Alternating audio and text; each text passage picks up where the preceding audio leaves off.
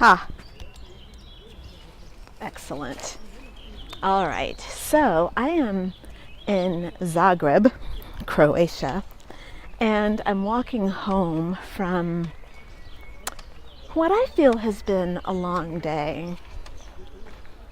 I woke up this morning. Actually, I was supposed to go out last night and I just did not do it because being honest with you, I had a panic attack about who I am. And it did not feel good. As a matter of fact, it was really kind of depressing. And nothing new for me, but something I haven't experienced in a really long time. So I stayed home instead of going out with this group of lovely people that I've met. Really, I've met some wonderful people here. Didn't go out, fell asleep with the heater on in the apartment, and it got really, really, really hot. And so I awoke at like 2 o'clock in the morning and I was miserable. It felt like I kept hearing people in my house. And the thing that I was hearing was the heater. And I kind of awoke from this kind of weird dream, feeling like someone was in the house with me, but it wasn't like I was afraid. It's just that there were people in the house. So what I did was I got up because I was wide awake and feeling panicky, and I decided I would just kind of talk to God and find out what was going on. And the thing that I learned was that I'm going through a period of transformation. And I used to be in my house and depressed, and you probably wouldn't necessarily know it, except I shared it, so you did know it. But I had a great life. I was living a great life. I was living in France. I was, working on my blog, doing my writing, and in many ways living a really dreamy kind of life. But there were some things that were going on emotionally, like I was doing lots and lots of isolating, and that is not a sign of a healthy... Hi, cutie. That's a cute dog. That is not the sign of a healthy being, when you're isolating and you're not going out because of fear or panic or something like that. So that's what was going on with me. And since spring really has arrived, I've started awakening, opening up, feeling more receptive, feeling like I'm okay being vulnerable. I still feel vulnerable, but I'm not resistant to being vulnerable. And since being in Croatia, I've had a really great time meeting people, enjoying this really beautiful city. It's a gorgeous city, lots of nature, great architecture, keeping with traditional architecture in the old town makes the old town really just gorgeous. Lots of great bars and nightclubs, restaurants, things to do. Friendly people, really beautiful people, men and women, just gorgeous. Stylish, and with a really great cost of living standard. So, for example, the beautiful apartment that I have, including rent and utilities, is half of what I pay back in LA. Maybe even less than half, actually. So all of a sudden, I've got, this renewed energy that has come with spring, but I also feel just really great. I've got things to do. I have the energy to want to go out, and I have the money to go out, and I don't have to feel like I'm living paycheck to paycheck, like I have to, pick up a new client just to pay my rent. Hi, Dobro dan. And I don't know, it just feels really great to be here. So yesterday, it did not feel great. Last night it didn't. And today, when I went out, I've been feeling shitty all day long. So what I learned when I went quiet today was that with all the beautiful change that's going on, I'm very aware of my own narcissistic tendencies, and I'm very aware of my the masks that I wear. And I have this kind of panicky feeling about being in the world and feeling like I don't belong. Now, I have all sorts of reasons to feel like I do belong here. I've gotten nothing but affirmation after affirmation, friendly people, beautiful home, great environment, just warmth all around me, beauty all around me, inspiration, doing a lot of writing, having a lot of clarity. And yet there's this kind of internal feeling of foreboding, like there's a part of me that's waiting for the hammer to fall, like something bad is going to happen, or I'm on the edge of my seat about my existence. That's a terrible way to live your life, where you're always waiting for the hammer to fall and you're kind of feeling like, I don't know, you can't really trust and let go. So this particular day, today, I went out, I did a tour, a group tour, and there was an impulse to be really cutesy. I don't know, to try to get attention. Hello, cutie. Hello. Hi there. I love dogs. Dogs here are so friendly. They're really well trained, but they are really friendly. Dogs in France can be a little bit on the high-strung side. They're just kind of like really focused on other dogs, but dogs here in Zagreb are like kind of wanting to play. So, hello.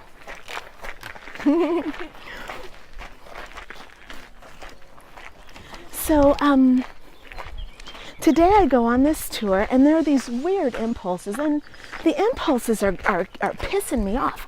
I'm getting pissed off at myself because I have these weird ass impulses to get attention and to want attention and to people please. Like, we're on a tour and I find myself, I'm just sick of me, sick of that aspect of myself.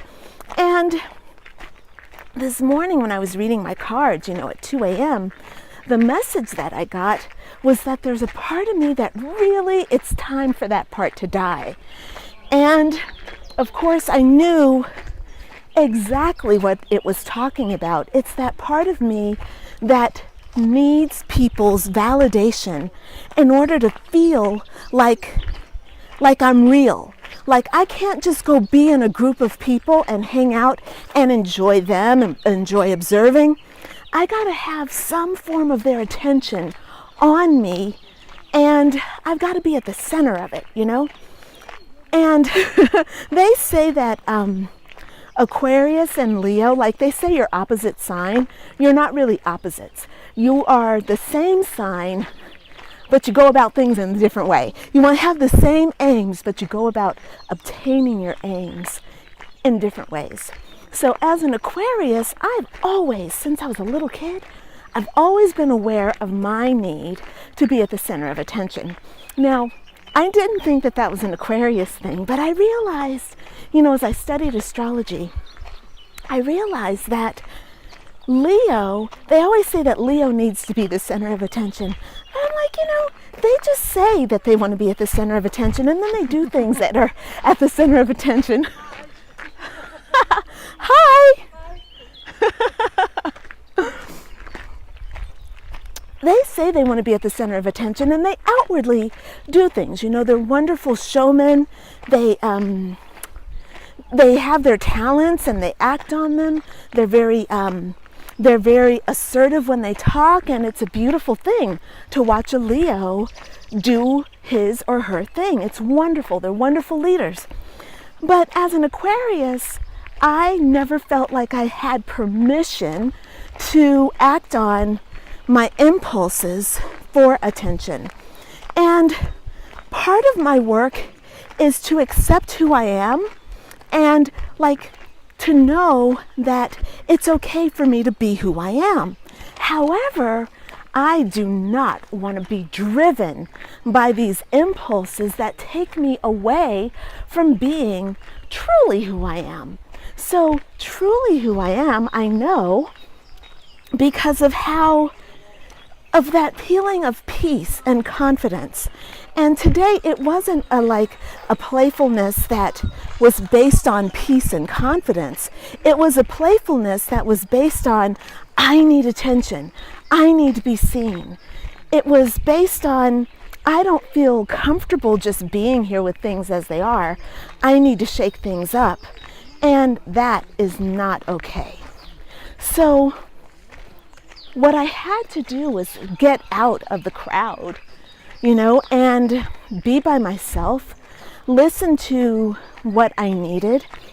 And what I found when I got quiet, I left the tour. It was at the end of the tour, but I left maybe 10 minutes early because I had to go to a class. I take my acting classes on Saturdays so that part of me that wants attention can actually do something constructive with its desire. So I don't actually have to just take it out on myself and make the average person beg them for attention. Instead, I can go to theater, go to drama class, act out all my impulses there, and be a normal person in the everyday world. And that's what I did. I got to class and I could feel my energy shift. Actually, I could feel my energy shift as I was walking to class. It's like I got out of the crowd of people. I got to a place where it was relatively quiet walk to get to the location of my class. Got in the class, we started doing our warm-up exercises, and immediately I'm like, oh, just peace and quiet, just being in a place of feeling like I am I just am okay, I can just focus on something. I have something on which I can focus. It's funny, I came down this path deliberately so that I could walk home and make this video. And when I walked on this path earlier in the week, there was nobody on it. Literally, I walked for a mile and saw 1 or 2 people. But it's Saturday, so there's a totally different vibe. There are lots of people. So I have to deal with being self-conscious, doing something that I'd rather be doing absolutely alone, It's really funny because when I was in that group of people, I wanted attention. And now that I'm on this road, I don't want attention. And now there's lots of people looking at me because I've got a selfie stick and I'm talking English and I'm black. There's a lot of stuff to get attention about, All right, I think I can probably go ahead and start signing off. So I'm gonna actually pass these people because I'm walking a little faster. And I'm gonna go ahead and sign off for now. And thanks for watching. And I've forgotten the name of this little park, and actually I will give you a little bit of a broader perspective of it. Really beautiful. So this park is in a valley, and up above it's a neighborhood, kind of a very upscale neighborhood actually, there. And on the other side of the hillside, same thing, more trees and big beautiful houses up there. But this little walkway goes all the way to my house, which is fantastic. I can access the city whenever I want. Oh my God, you are such a cutie pie. You are such a cutie. You are so cute. Hey, hey. It's like, where's my family? What a sweetie. Love dogs. Hi, cutie. Hey. Oh my God. Three dogs. I would love it. The perfect place to have dogs, you know? So anyway, I can take this path to my house, and this path has these beautiful trees. This one is a beech tree, and it's actually blossoming. And they have, like, I guess this thing is kind of like meant to let you know what they do.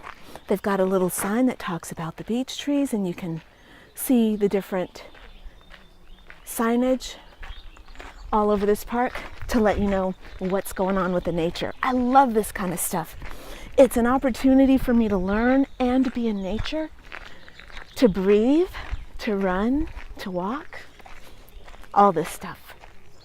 So that is my check-in. This is my first check-in from Zagreb.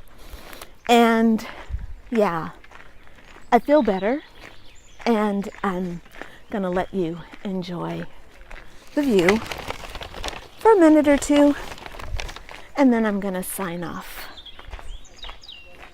and enjoy the rest of my walk. I have a great apartment, by the way.